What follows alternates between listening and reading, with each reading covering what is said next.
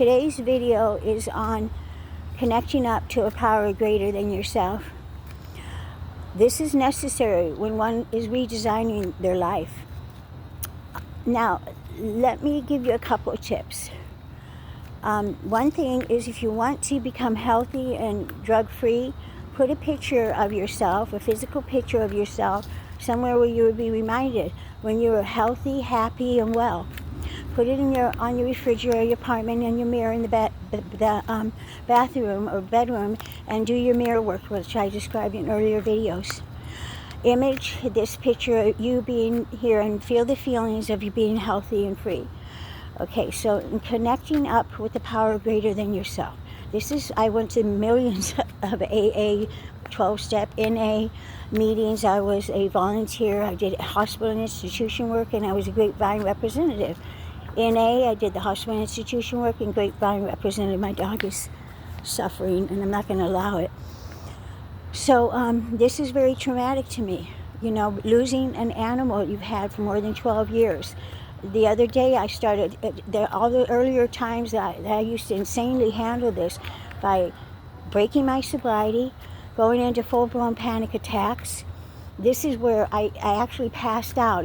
I had paper bags all around my apartments, my poor baby, paper bags all around my apartments, and blow into them, and had medication that my HMO prescribed me for decades. And I would also be very, to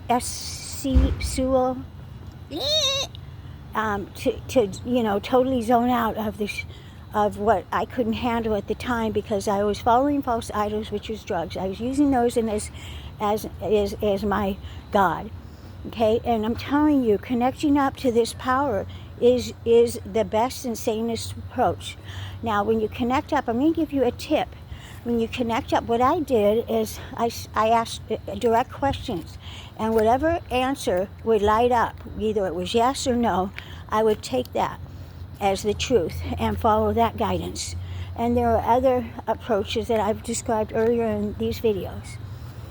So the best approach for redesigning one's life is get a picture of yourself, a physical one, of when you were the healthiest, happiest in your life. Put it everywhere.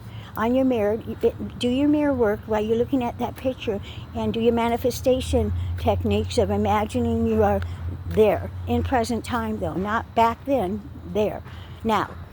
Okay, so that's an approach. The lighten up, yes or no, is another way to establish a connection with the power greater than yourself that can guide you and direct you. So I'm reading a book, and just so happened that I opened it to just this topic, and I'm going to read it to you.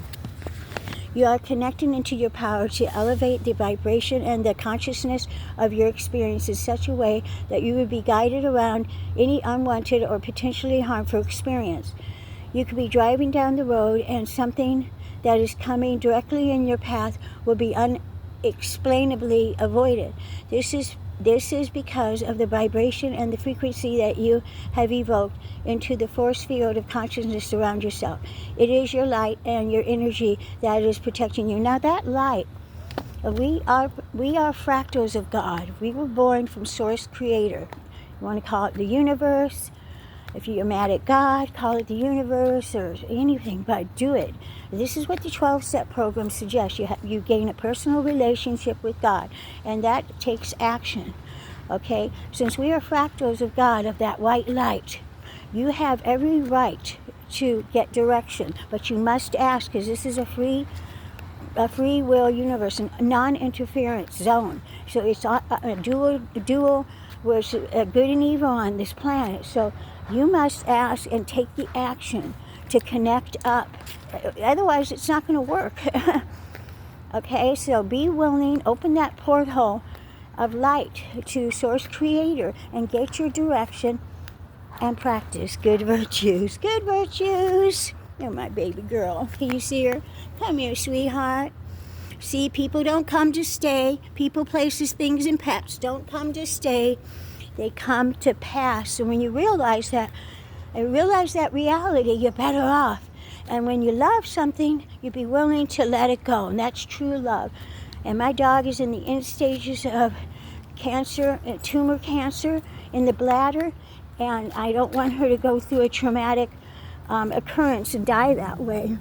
I'm going to put her down most likely on Tuesday. She has the appointment, but she is shaking, and Bliss is constantly squatting, and it hurts her.